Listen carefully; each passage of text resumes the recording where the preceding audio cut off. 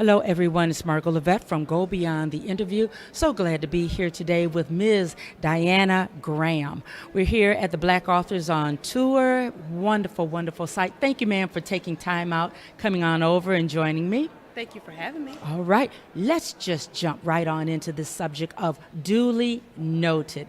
Tell us a little something about well, more than a little something about your book. It's your first time published. It is. Thank you for having me again. I'm Diana Nicole Graham.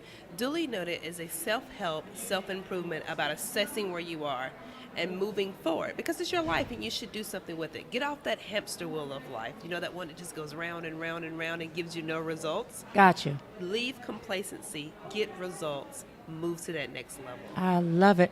Sounds like we can use what you're talking about, moving. We can do that if we're in corporate America. Mm-hmm. We can do that if we're entrepreneurs, if we're authors, whatever we're doing, keep it moving. Am I hearing you correctly? That's correct. You write your own narrative. You create what your movement is. If your movement is finding out what the next thing to do, or is your movement that I love my career, but I want to grow. So you find out what level or what category of movement you need, and you can apply the same principles to get those results.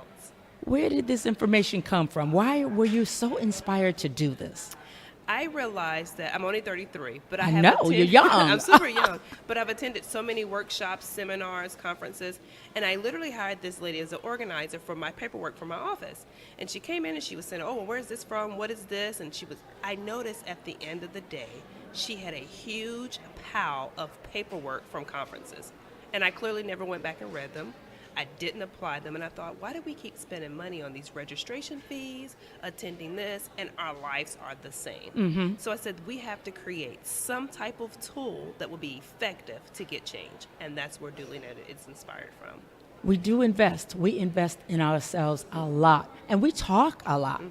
And you're right. We have to get to a place where enough is enough. Definitely. What I learned, I'm going to use it, and when I use it, then that's going to help somebody else. Yes. Gosh, your book. I love the cover, black background. There you are, very striking cover. Thank you. How many chapters? What are we looking at? We only have 7 chapters. It's really an easy read. I mean, you can sit down in 30 minutes and finish Duly Noted. And the only thing it honestly requires is for you to be honest. When you get to the chapter 7, is where it's called self-measurement. When you get to that chapter, if you will be honest with yourself and answer those questions, I think the hardest part for us is thinking. Thinking is not easy. It's easy to be influenced by things around you, by other conversations, and you just get on that bandwagon and you just ride. But if you would stop, you would say, hey, this is against my ethics, my morals, my values. I don't even believe in this.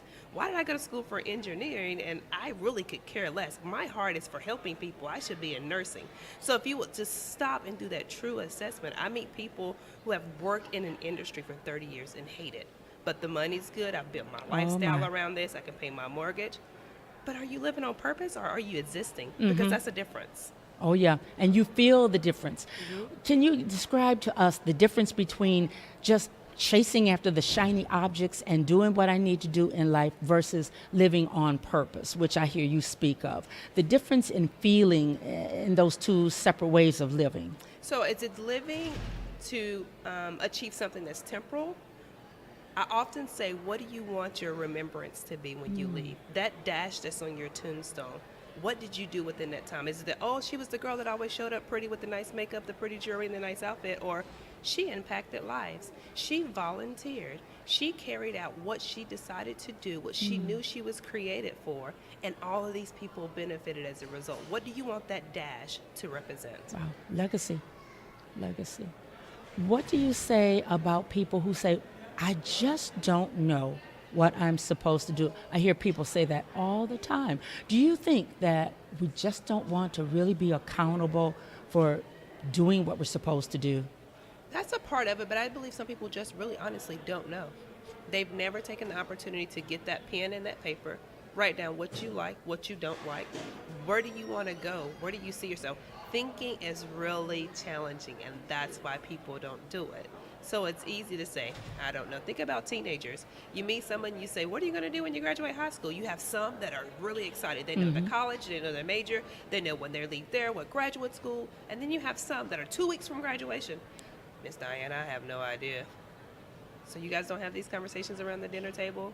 You didn't have this conversation with your counselor because it's the thinking process. They were just glad that you were getting out.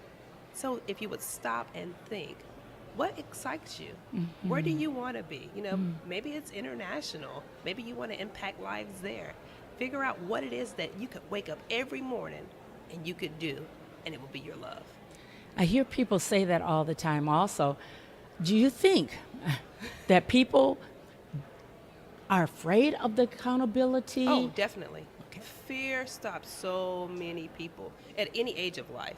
I remember speaking to someone recently, and they were well in their 50s. And I said, hey, you know, you guys should really build this great family bridge that you have, you know, bridge this gap. Take a family cruise. And the gentleman literally said, oh, I won't go. Wow. And I said, why not? He said, that's just too far away. And I thought, wow, you're in your 50s and you're terrified to leave your city. Wow. So what have you, how have you influenced your children? Do they have that same mindset? Do they have those still, oh my God, dad didn't go, so I shouldn't go because maybe something will happen. How do you break those molds? So Wow. fear, it stifles so many people, and they sometimes don't even acknowledge it as fear. That's a totally different subject. We'll have to come back and cover that. That's hours and hours of conversation. Diana, how do people find you? Oh, you can find me in so many ways. I like to call myself global. The name of my consulting firm is Crown for Success Global Consulting. All right. So if you're looking for me on the internet, you can follow me on Twitter at I am Diana, Diana, N for Nicole, Graham, Graham. You can find me on Instagram at DNG for Diana Nicole Graham 2015. You can find me on LinkedIn at Diana N. Graham. Everything's my name. My website is www.dianangraham.com. So if you're looking for me, look for Diana like the princess, Graham like the cracker. In the middle initial for N for Nicole, and it's me. I like that. Branding. That's it. Lady all out day. the gate branding herself. That's it. That's I'm a what it's walking all about. brand. Yeah. What you see is what you get. You're the one. One final question, Diana, before we wrap this up. You have so much information and you're out to help people.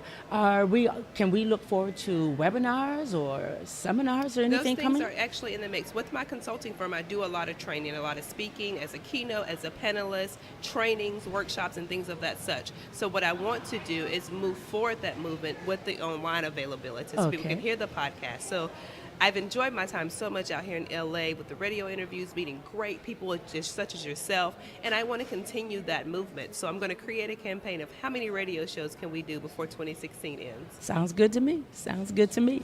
Diana Nicole Graham, Duly Noted. First time publishing, but I know that that's not the last word that we'll hear from you. Thank you for your time. I appreciate it. All right. Thank you. And that's it for Go Beyond the Interview. I'll see you next time. Bye-bye.